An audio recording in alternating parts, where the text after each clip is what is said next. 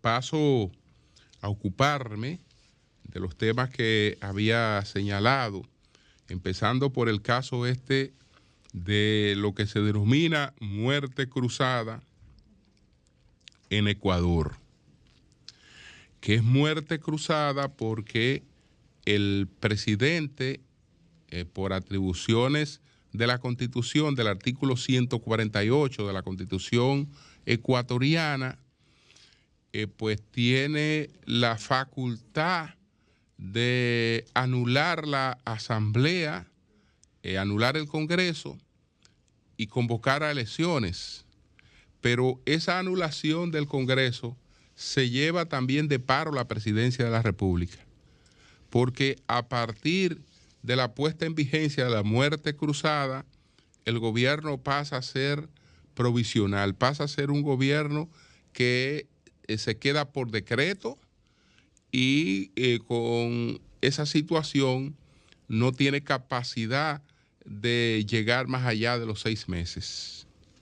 Pero también es muerte cruzada porque el presidente que la pone en práctica corre riesgo de no ser electo en las nuevas elecciones, que es el que corre Lazo, que es el que corre don Guillermo Lazo en esta cuestión. Pero él estaba ante dos males. Estaba ante la posibilidad de la destitución mediante un juicio político o tenía la opción de la salida a través de la muerte cruzada. La deshabilitación por juicio político también pues implica pues anular a las personas para el ejercicio público durante un tiempo. Es decir, que tiene agravantes la destitución mediante un juicio político. En la otra opción, pues se pierde el poder, pero no hay mayores consecuencias, por lo menos atada a eso. No quiere decir que si hay expediente o hay cosas que la justicia pueda examinar posteriormente, nadie quede libre de eso. El presidente Rafael Correa dice que lo que ha hecho Lagos es ilegal, pero véanse las contradicciones de la política. Lo que ha hecho Lagos lo introdujo en la Constitución Correa. Es decir, esa figura no existía en la Constitución ecuatoriana. Esa figura de la muerte cruzada la introdujo el presidente que hoy está diciendo que eso es ilegal. Y no es ilegal porque esa es una figura constitucional que apena mucho que un país pues se tenga que llegar hasta una situación como esta, porque va a desencadenar un nivel de crisis que en verdad uno no sabe cómo pueda esto terminar, porque sabemos cómo empiezan las cosas, no cómo terminan. Estamos ante un nivel de polarización de una sociedad en la que hay sectores que han cerrado filas con el presidente, que son sectores fácticos. El presidente no goza de una gran popularidad porque el presidente está acorralado por la gran incidencia que tiene el correísmo.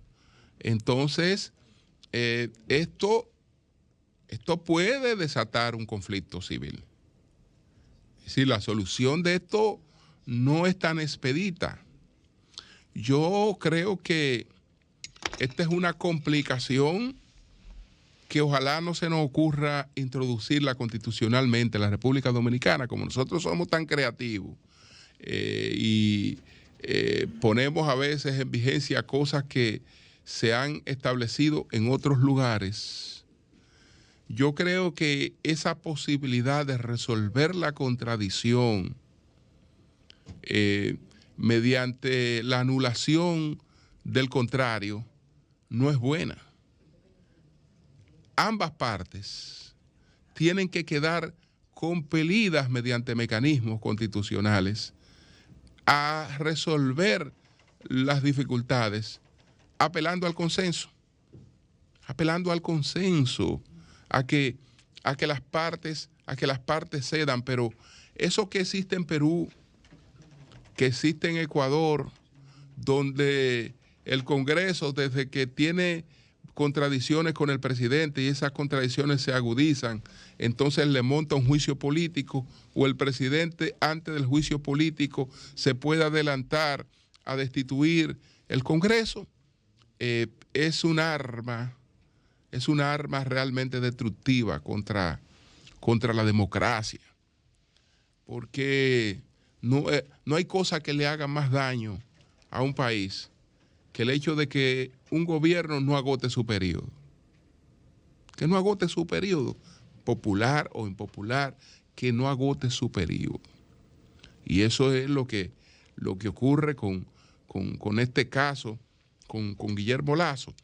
No es la primera vez, aunque esta es la primera vez que se pone en práctica lo de la muerte civil, lo de la muerte cruzada, que está en la Constitución del 2008, no es la primera vez que por juicio político se destituye un presidente en Ecuador.